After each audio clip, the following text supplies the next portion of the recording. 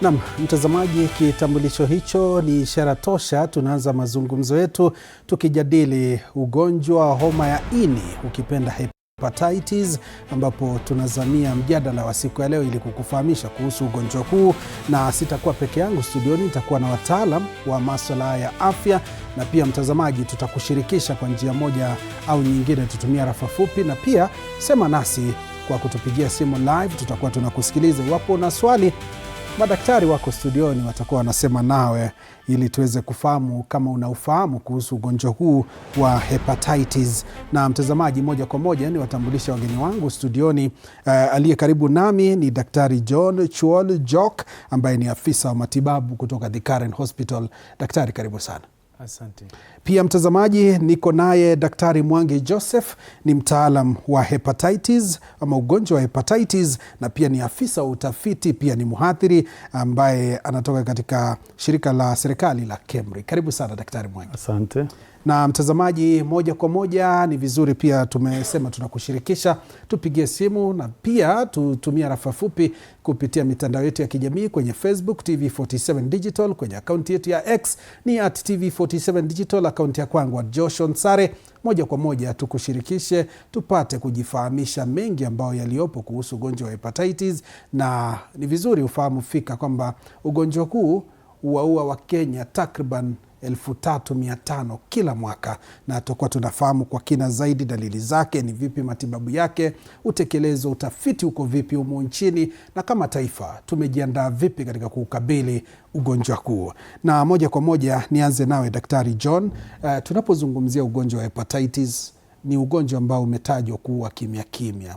Unadhani Wakenya wanaufahamu kuhusu ugonjwa huu? Asante. Ndio. Kunipatie hii nafasi ya kueleza. Ndio. Hepatitis. Ndio. Hepatitis ni ugonjwa ile ambayo inachemushe hini, which is the liver. So it is the inflammation of the liver. And there are so many categories of hepatitis. And that is why we say there are some that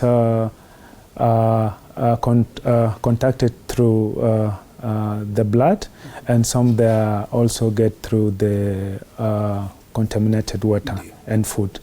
So hepatitis, we have hepatitis A, hepatitis B, hepatitis C, hepatitis D, and hepatitis E. Hepatitis B and C, they are bad, and they mostly get through the blood, and basically they are also chronic. If you get hepatitis A and C, this normally don't cause the chronic liver inflammation. They are mostly the acute, and mainly they can be treated very easily. So ningependa kuanza na moja kwa hizi. It's kwa mfano hepatitis B. Hepatitis B, if you look into the pathophysiology of it, partially it doubles stranded DNA, and mainly if you look at how it's being transmitted. You see on this, it's primarily the viral infected the hepatocyte, which is the viral, the liver cells. When it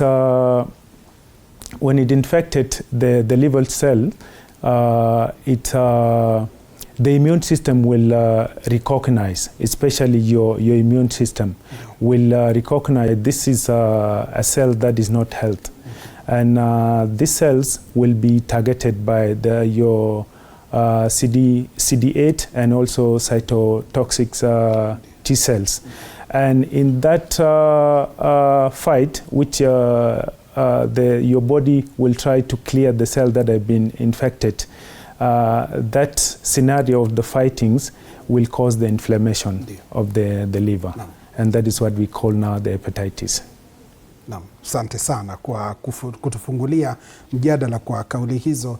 Daktari Mwangi, Yes. Najua unakokaa wewe ni mtafiti na uko katika mstari wa mbele wa kupambana na ugonjwa wa hepatitis kutoka shirika la KEMRI, na pia umefanya utafiti kwa muda mrefu kuhusu ugonjwa huu. Na Daktari John amezungumzia hepatitis ama aina ya hepatitis ambayo ni sugu, ambayo ni BC. Na labda wewe kama mtafiti humu nchini, tukiangalia aina za hepatitis, tuko vipi katika kuzikabili? Asante sana Bwana Osale. Ndio. I think kuongezea kwa vile mwenzangu alisema kwanza, Ndio. kabla nijibu swali. Ndio. The silent nature ya hepatitis, kuongezea kwa yale amesema, ni kwamba huu ugonjwa ukiupata hauna signs and symptoms mapema. Ndio. Utaweza kaa kama miaka 10 to 20 years before you are able to recognize. Kabla usikie pengine uko na fever, pengine usikie kama uko na yellowing, ile watu huona yellowing. Sign kama hizo kabla zikuja umekaa na ugonjwa kwa miaka mingi. Ndio. Na kwa sababu hiyo watu wengi hawashughuliki, hawatajua ni nini naendelea kwa mwili mpaka miaka hizo zipite. And then number two, the other thing about the silent nature of the disease, kwa sababu watu wengi hawaendi testing, again kwa sababu ya kutofahamu madhari ama the risk za hiyo ugonjwa. Ndio. Na kwa hivyo mtu atafikiria kwenda kupima HIV, utafikiria kwenda kupima jambo lingine. Ndio. Lakini unasahau kwamba hepatitis vile inavyosambaza ni the same way na kama HIV. Ndio. So itakuwa rahisi kwa mtu kwenda kupima HIV na asahau kwamba naweza pima hepatitis. Ndio.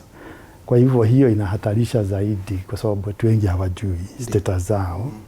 And then kwa upande wa utafiti unapata kwamba kwa zile some of the research work we've done, unapata kwamba knowledge ya hepatitis in the country is low kwa some of the populations. Ndio. For example, nikipeana mfano, kuna one of the studies we did, and unapata 52% of the people we were dealing with hawana idea about hepatitis. Then ukiangalia kwa upande wa kupima unapata, for example, only like 4.6 washawahi ever pima hepatitis. Ndio. Meaning majority ya watu, then you are talking of 90% wenye hawajawahi pima hepatitis. And then for example, katika njia zile za kuzuia unapata pia watu hawana habari. For example, ukiuliza watu whether you have ever been vaccinated, unapata hawana idea hata ya vaccine. Kwa hivyo kuna magonjwa katika country yale tumeamplify zaidi, na kuna mengine yale ambao ni silent. Kwa hivyo hatujaweza we have not made a lot of effort towards control of that diseases. Na kwa hivyo kwa upande wa utafiti utapata kuna sehemu za country zenye ugonjwa umekita zaidi kuliko zingine. And to give a few examples of some of the populations that are seriously affected, ukienda pande ya pwani na sehemu zingine za nchi, especially in urban areas, mahali people who inject drugs, people who use drugs, unapata hepatitis inakuwa hali ya juu. Na geographically in the country, again, kuna sehemu zingine utapata hepatitis iko juu kuliko sehemu zingine. For example, ukienda the northern Kenya, northern side of the country, sehemu zile kama za Moyale kwenda Wajia, Garissa, utapata hepatitis is very high. Unapata inaweza enda paka up to 15%. But then katika hiyo hali hiyo pia utafiti unapata kwamba the general prevalence ya hepatitis in the country is about 8% kwa general population. Ndio. Na hiyo hata WHO inaangazia prevalence ya 8%. But then katika utafiti wetu unapata kwamba some populations kama blood donors, wale ambao hutoa damu, utapata prevalence kama 3.5. Now, what is important in that is kwamba, you know, blood population is a very selected population from the general population. By the time unaenda kutoa damu, mara nyingi huwa umesikia kwamba uko sawa. And then kuna mchunjo kali sana. Lazima upitie vipimo. Lazima upitie mchunjo hata kabla ya kupima. Ndiyo. So by the time upate kwamba the prevalence is 3.5, it means, and that's high, it means then these are very selected populations. So when you move that to the general population, it tells you then the hepatitis is a big problem.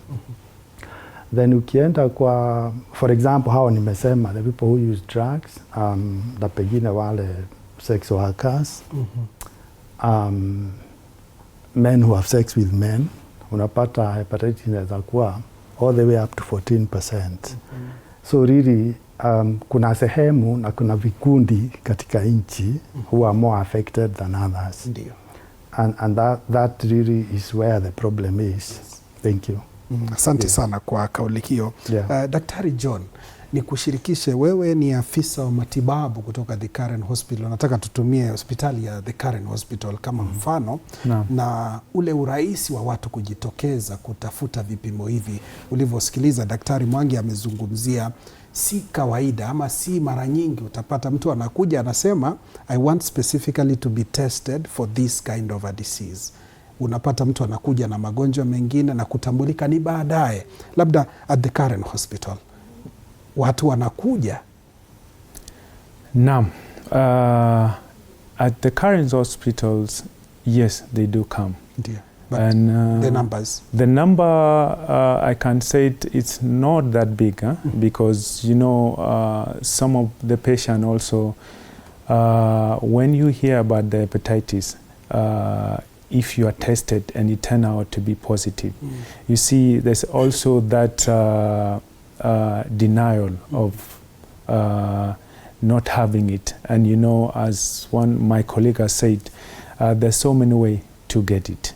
What we do, we normally just create awareness and also encourage them. If a lady come, let's say mostly the expectant mother, when they are attending their antenatal care, we encourage them because it's a must for you to be tested. So if you are tested and it turn out to be positive, there's a way we also encourage you if your partner could be also be tested. And also we look into the plan on how also the unborn baby can also be protected, because during the delivery you can also spread it to the newborn baby. So we try to educate and also encourage them if they can come and be tested, even if those who are not aware, for you to know your status. At least the early the better, because if it is detected early, it's something that can be treated. And also if you don't have it, you are also encouraged to have the vaccine, so that and the vaccine, if you are given like 3 shots, it can last for a period of like 5 years. That can prevent you. Yes. Asante sana Daktari John. Dr. Mwangi, yes, ni kushirikishe katika swala lingine ambalo linajitokeza. Tumeona ni ugonjwa ambao unaua kimya kimya, kumaanisha kwamba ule uhamasishaji, the awareness that is being created, it's not really enough. Kutoka KEMRI na pia your other partners, what are you doing especially to ensure that Kenyans get to know about the disease and also do proper prevention measures? Asante sana Bwana Osari. Yeah, that's a good question, kwa sababu I think the biggest problem we have is awareness. Ndiyo. Because when people are aware and they understand the risk, is when they are able to come out and test. But I want to mention that there are a number of efforts in the country, both from the research side of things and also from the public health side of things, that are really focusing on creating awareness in the country. A good example would be, I can give example from our side of things. Yes. We do partner with other organizations who are more into the community. So when there's an outreach program, for example, and one of the key ways of creating awareness is the outreaches. So you'll find people going out into the community, they talk about the disease, and then they introduce the issues of testing, they educate people on the disease, and that is really one of the approaches that has been used to create awareness. And then other approaches, there's media approaches like this one, and other efforts have been done before to highlight the risk and the danger of hepatitis. But I also want to mention that under the Ministry of Health, hepatitis is now a program priority disease. And what happens in a program priority disease is that you see, like for HIV, other programs like malaria, TB. What happens is when you make a disease a program priority disease, then you put a lot of efforts and funding and that goes into it. And one of the things that the Ministry of Health has done really is to develop guidelines and policies that entrench hepatitis care and interventions into place. And with these guidelines, then you are able to, when you look at the guidelines, for example, on hepatitis treatment, on hepatitis testing, integrated guidelines on HIV, hepatitis B and C, and so forth, and STI, one of the key things that comes out is that we must create awareness across the country, whether this is taken regionally or by individual health facilities. So I want to mention that in terms of creating awareness, there's quite some effort going on. And I believe that with such like guidelines and policies, then the country is able to push forward the agenda of creating awareness. So in brief, I want to mention that as KEMRI, we have partnered with various organizations, and every day, every year, when there is World Hepatitis Day, KEMRI is normally on the ground, working with counties, working with various organizations to provide awareness and testing. For example, the whole of this week, testing has been going on and creating awareness in the communities. So I know county health departments and also the Ministry of Health is at the forefront in terms of creating awareness. But I think we are yet to do much because the numbers are still not talking good. Yes. Now, and Daktari, as you talk about creating awareness, I understand that when we create awareness, for instance, for HIV and AIDS, you realize that organizations like NASCOP, they are in the picture. Exactly. Maybe for this particular disease, which organization are you partnering with? Of course, Ministry of Health through NASCOP. NASCOP has a department on hepatitis. And that is one of the key organizations. The other organizations is when you go down to the counties, the county departments of health. For example, with the current ongoing efforts in Baringo, that is closely working with some of those. The other organizations that come in place is those who provide commodities. For example, test kits. So they will come in and support the aspect of testing. And then there are those who come and test and support vaccine. So some will provide or support in terms of vaccine procurement. And these are some of the... So previously, I want to mention that in the previous campaigns, you've partnered with the Red Cross, Kenya Red Cross, who at some point provided the whole support all the way. And then there are those who are providing support for treatments, for example, for hepatitis C and so forth.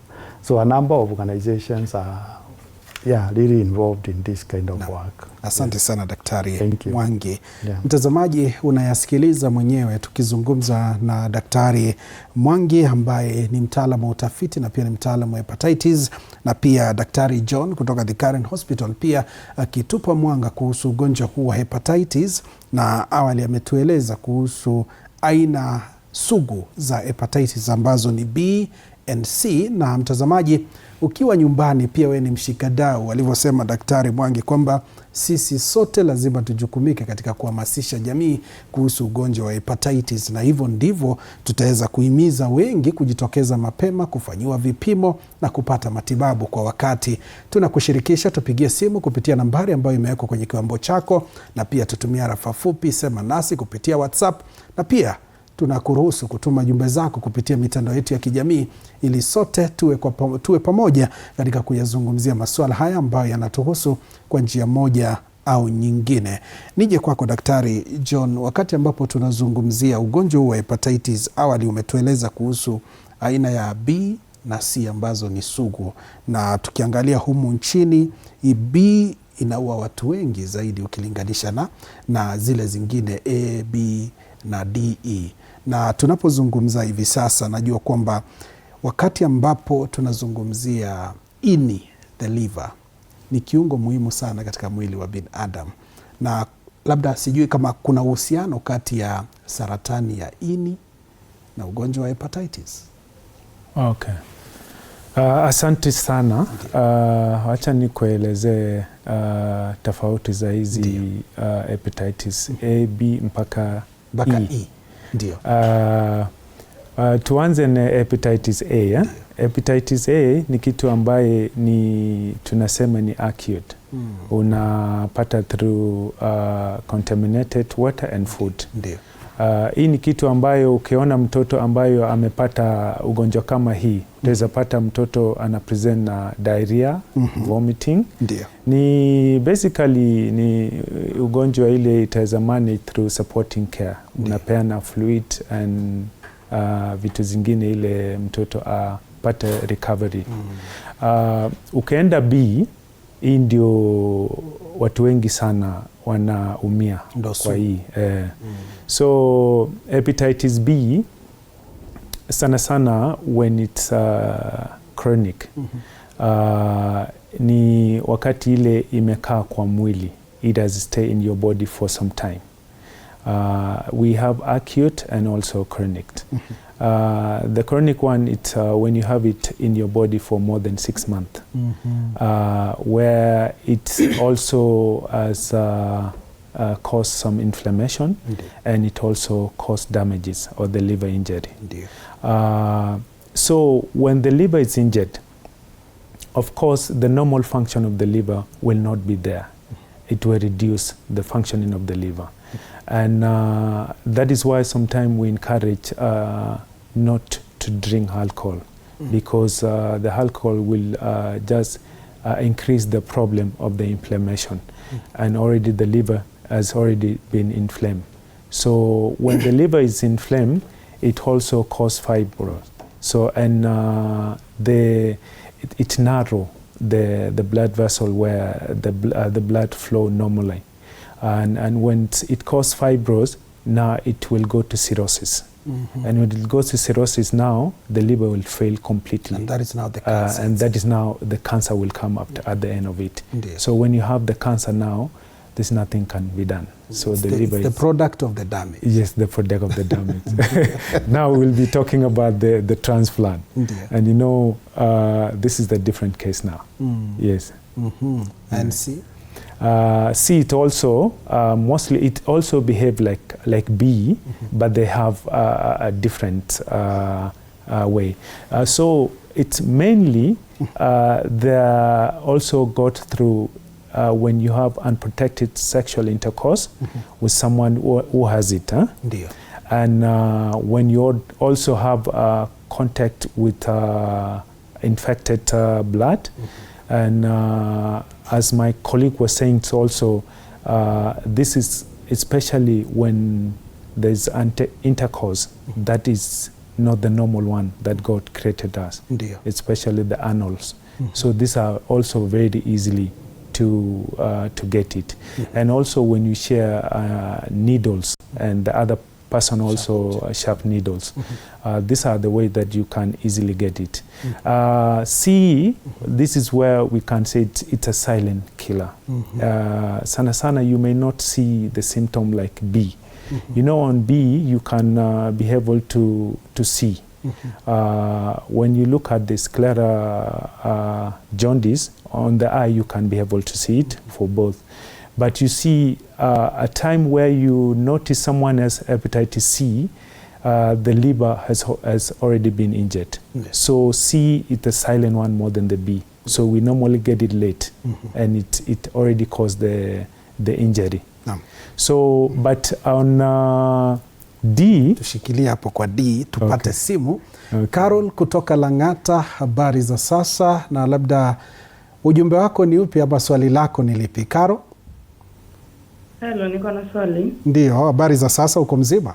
Niko mzima kabisa. Tunashukuru kwa kutupigia simu. Labda swali lako ni lipi? Nimekuwa na mtoto mgonjwa hepatitis A. Ndio. Na sikuwa najua alikuwa nao. Nilimpeleka tu clinic, nikaona macho iko yellow, nikaambiwa nimkimbishe Bagathi. Hizo jaundice Yeah. So kwenda vipimo akapatikana ako na hepatitis A. Akatibiwa. Lakini sasa after kutibiwa bado amekuwa akisema akikula anaumwa na tumbo venye amekuwa akisikia awali. Na mtoto ana umri wa miaka mingapi? Sasa hivi ako na umri wa miaka 7. Miaka 7. Na labda mligundua wakati upi? Tuligundua kama mwaka mmoja uliopita. Akiwa na miaka 6 hivi, sio? Akiwa na miaka 6 akatibiwa, akapewa dawa. Lakini sasa ile shida bado ya kulia tumbo anapokula. Bado iko, lakini macho ilisafika, iliacha kuwa hiyo rangi ya yellow. Lakini sasa hiyo shida ya kulia tumbo anapokula haijaisha bado. Na ulimrudisha hospitali au ni yale matatizo analalamika akiwa nyumbani tu? Analalamika akiwa nyumbani, anapokula tu ndipo anaposikia tumbo inaleta shida. Ndio. Sawa, Karo, tegea kwenye runinga, tazama, nitakuwa unapata jibu kutoka kwa daktari. Daktari Mwangi, umemsikiliza mama, anasema anaitwa Karo kutoka Lang'ata, na anasema mtoto wake alipatikana na hepatitis A, na daktari alituelezea ni masuala na chakula pia ukagusia. Labda changamoto inaweza kuwa upi, na labda ushauri wako ni upi kwake sasa hivi? Yeah, I think kulingana vile daktari alifafanua, kwanza tunafaa kuelewa kwamba hepatitis A, D na E sana sana has caused chronic infections. They cause what we call acute infections. Ndio. These are short-lived infections. Na mtu akishatibiwa mara nyingi huwa inakilia, either ikilia yenyewe kwa mwili. Ndio. Ama akishatibiwa pia inakilia. Most of the treatment is supportive. Ndio. Ile adhari kubwa ni ya B na C. Kwa hivyo kulingana na vile huyu mama anavyoelezea, the problem is hepatitis A. That's the one that was tested. Ndio. Now, to emphasize that hepatitis A, you acquire it through contaminated food. Kwa sababu pengine hukuosha mboga vizuri, pengine kuna maji imechanganyikana na sewage. Ndio. Hepatitis A hupatikana namna hiyo. Ndio. So, kama mtoto alipimwa na ikaonekana ako na hepatitis A, ndio, inafaa kukilia very fast akishapewa supportive treatment. Ndio.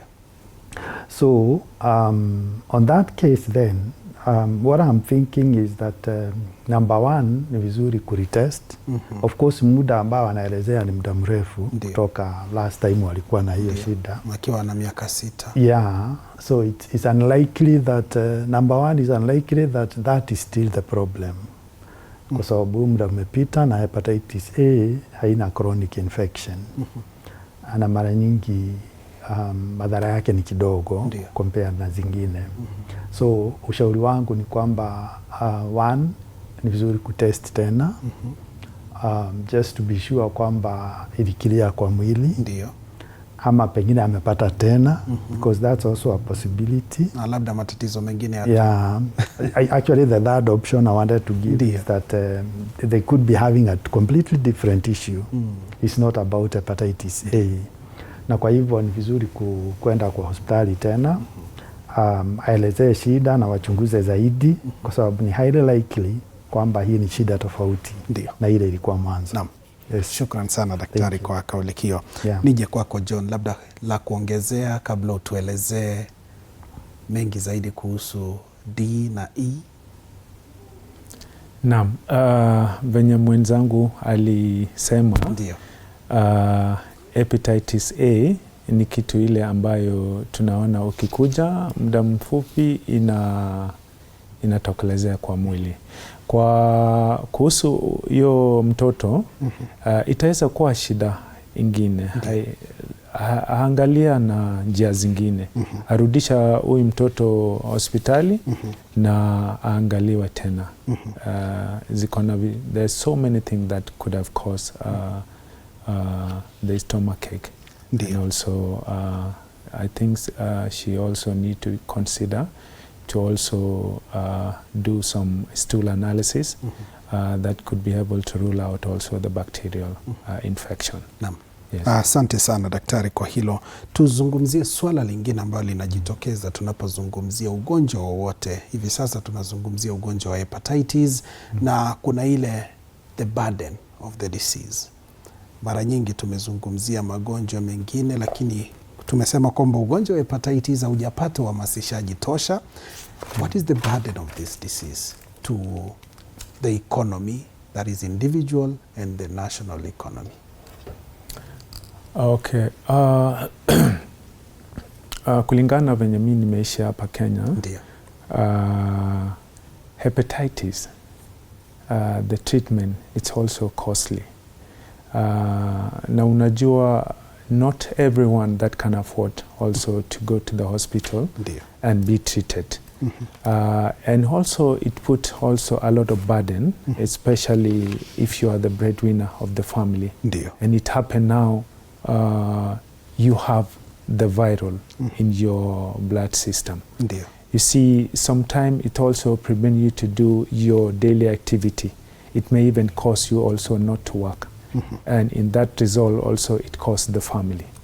And also if it happened that it kill you or you have lose your life, you see, you also have independent in your family. So it has a lot of burden in our society, depending on how it come or the result of it. Costly treatment, it's also a problem, and also the replication, or which is the outcome of it. Also, it's a burden to the society or the community. Yeah. Naam, asante sana Daktari John. Daktari Mwangi, tunapozungumzia hepatitis, naelewa fika pale KEMRI mnafanya utafiti na pia kuna swala la chanjo. Mara nyingi chanjo zimekuja na mambo mengine mengi, kasumba potovu, unapata kwamba there are myths that come with the vaccinations. What are the guidelines? Asante sana Bwana Usare. Actually, swala la chanjo is one of the very important and key pillars in the prevention of hepatitis. Vaccines are available for some of the hepatitis, and more especially for hepatitis B and A, but we don't have we don't have a vaccine for hepatitis C. Na kabla nielezee nijibu swali lilosema ni vizuri kupeana hiyo background kwamba hepatitis C is a very new infection, just discovered recently in 1989. But ukiangalia kama hepatitis B ni ya kitambo. In fact, the reason why tuna celebrate World Hepatitis Day is because that is the birth, is the date when the person who discovered hepatitis was born. Is the day when they celebrate their birthday. And this is Dr. Baruch. who was in Australia, and he discovered hepatitis B. And the beauty is that he discovered the hepatitis. He also helped to develop testing and also vaccine. And so from 2010 is when we started celebrating the World Hepatitis Day. Na mwaka huu iko wapi? Mwaka huu tunafanyia hii huko Baringo. Ndio. Because Baringo is one of the areas that have a very high hepatitis, and maybe later we'll discuss some of those reasons. But now, back to your question, one of the key pillars for prevention of hepatitis B is, and I wanted to mention that the reason why we don't have hepatitis C vaccine is because the two are different. Hepatitis B is DNA vaccine, is a DNA virus, while hepatitis C, all the other hepatitis are RNA viruses. And developing a vaccine for an RNA virus is very difficult because these are viruses that keeps changing and mutating over time. So kiasi ya uweze, but B inakuwa stable kwa sababu ni DNA. Now that's why we have a vaccine for hepatitis B. Now, vaccine is available for hepatitis B. And the difficulty we have with that vaccine is that people, one, are not aware about the vaccine. Like I mentioned, up to like only 20% of people whom we studied had an idea about the vaccine, meaning 80% of Kenyans didn't know about the vaccine. Yes. Now, vaccine is available, but the problem with this vaccine is that people don't know. Number two, for you to access the vaccine, you need testing. People don't go for testing. And number three, this vaccine is both for adult and for children. So mtoto anapozaliwa 6 weeks, 10 weeks and 14 weeks, anafaa kupata vaccine chanjo 3. Mandatory for children. And that started, I think, in 2002. So wale watoto wote wamezaliwa since 2002, I think all this way, wao wamepata vaccine. Na hiyo imesaidia sana kwa sababu then it means they cannot easily get hepatitis. But shida kubwa kwa vaccine iko kwa adults. Because mimi na wewe, mara nyingi hatuendi vaccination. If we go for this vaccine, we only go for 1 dose. Na unafaa kupata chanjo 3. Sasa ukienda dose moja, shoti 3. So ukienda moja, na completion rate is very, very low for the 3 doses. So utapata mtu ameenda moja, hakwenda zingine, ama ameenda 2, hakwenda ya mwisho. So unapata na vaccine, the way it's supposed to work is that ukipewa ya kwanza, inachangamsha mwili, kuanza kutoa kinga ya mwili against the hepatitis. Ukipata ya pili ina boost, ya 3 ina boost. Sasa wao umepata ile challenge ya kwanza, lakini hukwenda for boost dosages. And that's why while we have the vaccine, people don't complete the dosage. Number 2, vaccine is not readily available in our health facility. Supply sometimes is there, sometimes it's not there. But vaccine is a very, very key pillar for this. Anaisaidia watoto wadogo, wachanga, lakini watu wazima tunafaa kufanya bidii ndio tuweze kupata hii vaccine kulingana na vile ndakana. Naam, shukran sana. Thank you. Dr. John, Dr. Mwangi has raised a very critical issue that is there with our nature of seeking health services. How do we enhance our health-seeking behavior? How do we make it even better? Because I do understand women will come out very well to go seek medication. But when it comes to us men, changamoto ipo. How do we better this? Okay.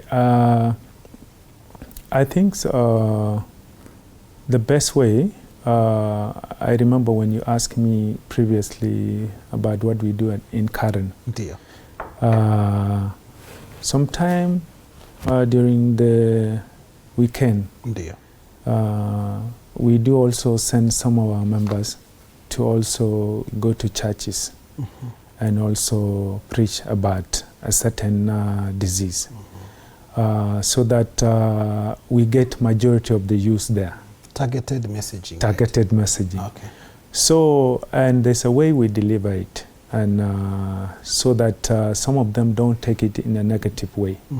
Because you may go and give out the information, but you're making even them run away more than so off with a pan. So you have to let them know that this is something that you need to be able to check your status. When you know about your status, you know, before hepatitis, before people know about hepatitis, you know, we used to be scared about HIV. But if you look about the hepatitis, some of the people even say it's even worse than the... It's even more scary, right? More scary than the HIV. But it's because of the ignorance. But as women, we need to be able to take it in a positive way.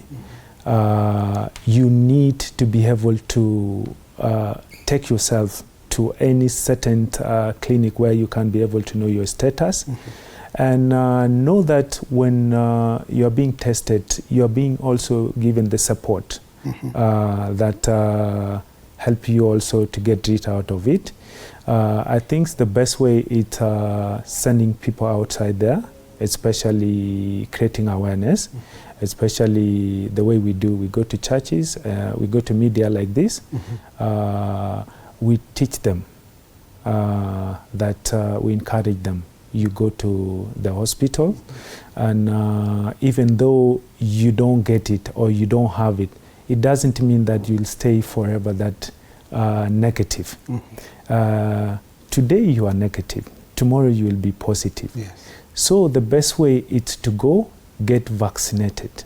So when you are being vaccinated, like my colleague has said, some people, they just go for like one shot. When you go for one shot, you expect it to be protected for 5 years. And it doesn't work that way. So you have to go for second shot, which is the booster. You have to go for the third shot, which is also the booster.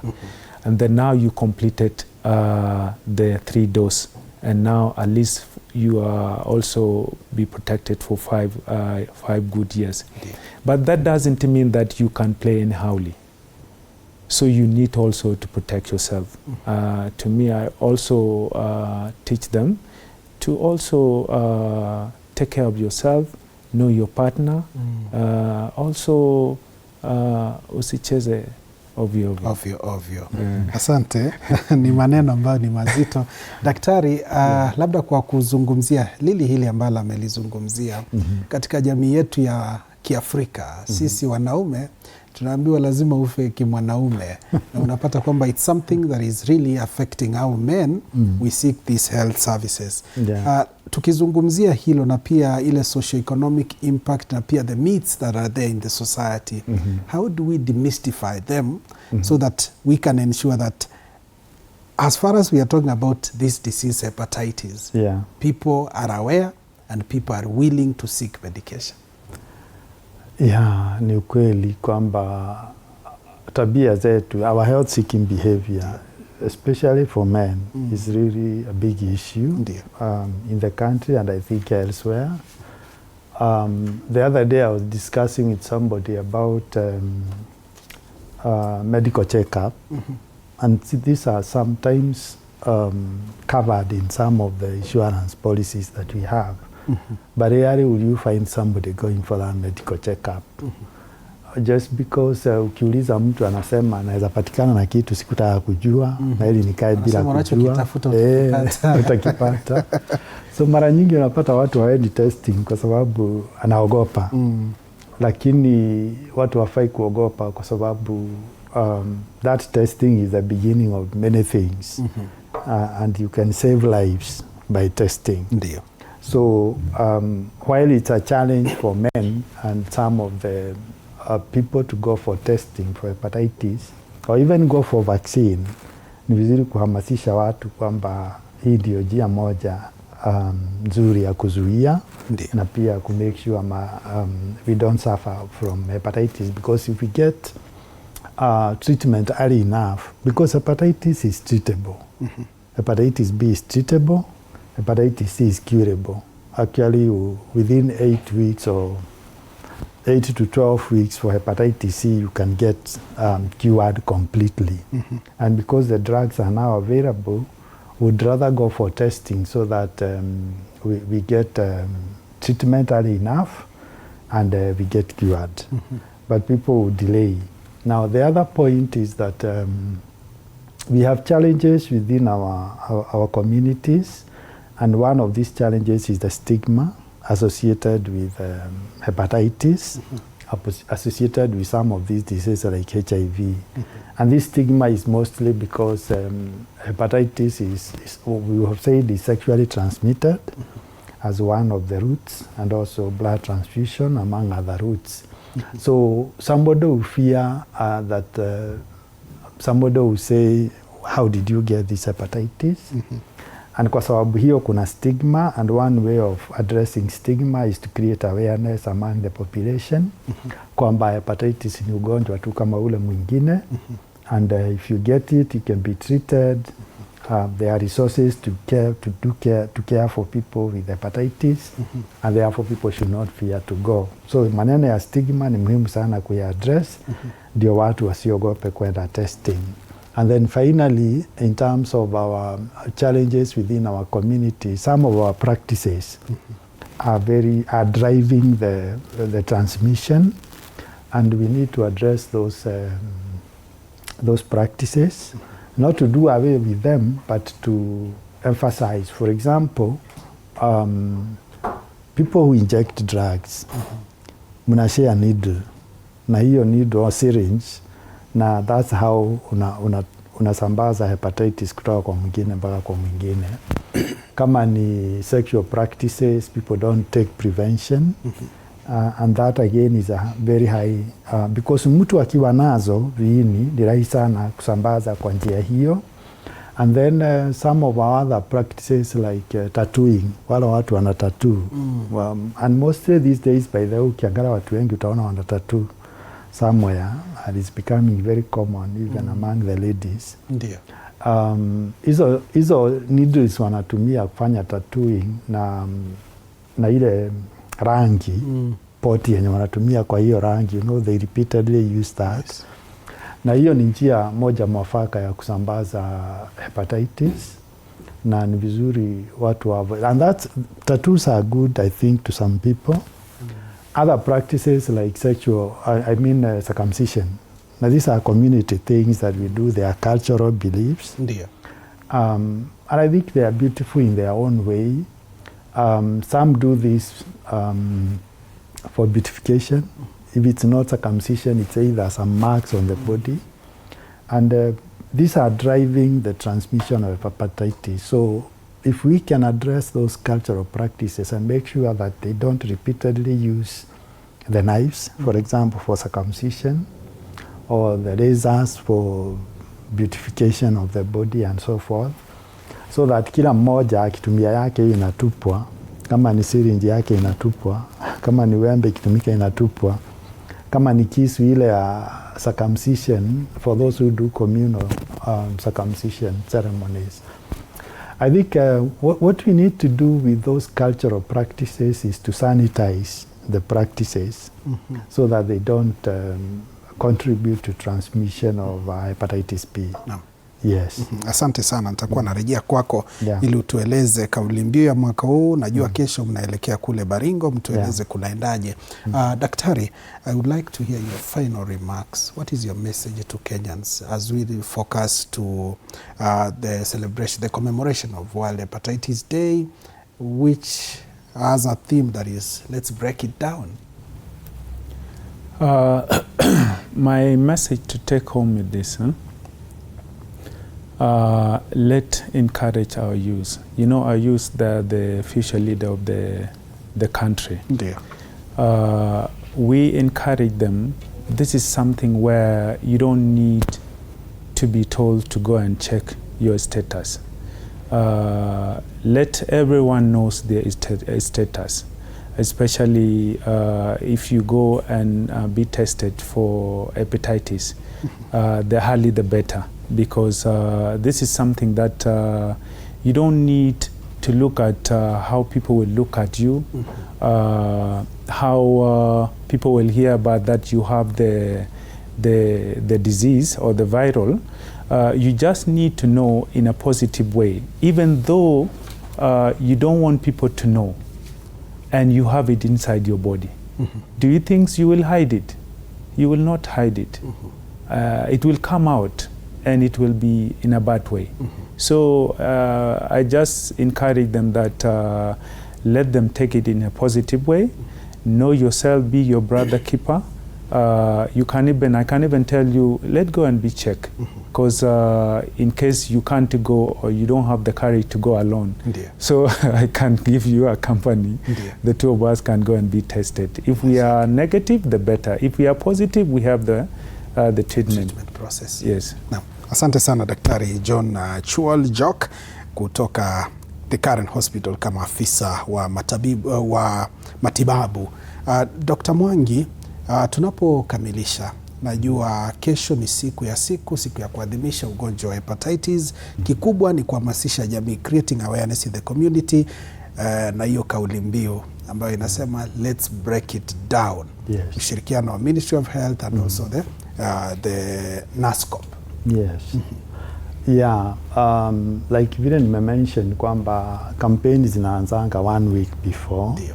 So already on the ground in Baringo, there's a lot of awareness going on the whole of this week. Pamoja na hiyo kuna mambo ya testing inaendelea. The target is actually to test over 6,000 people within that period of time.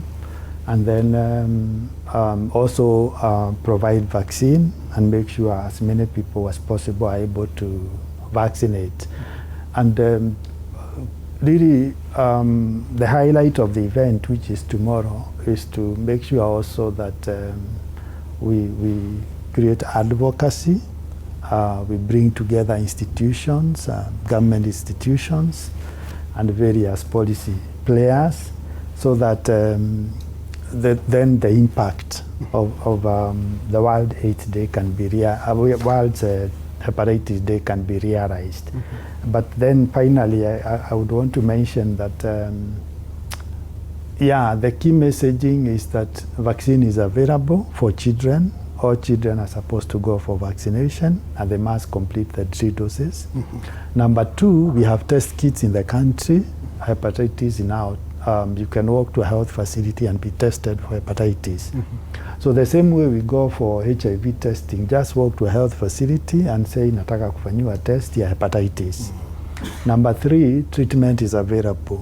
So mtu asiogope kwamba nikisha testiwa itakuwaje. And then we have mentioned that it's curable because testing is available, and therefore ukishajua hali yako usiogope kwamba what happens next.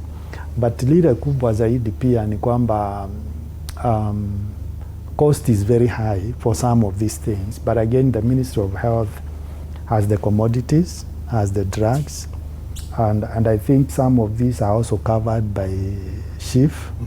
So ukienda hospitali na pengine umepata liver cancer, cirrhosis, these are things that can be treated, and the Ministry of Health through the SHIF can take care of this.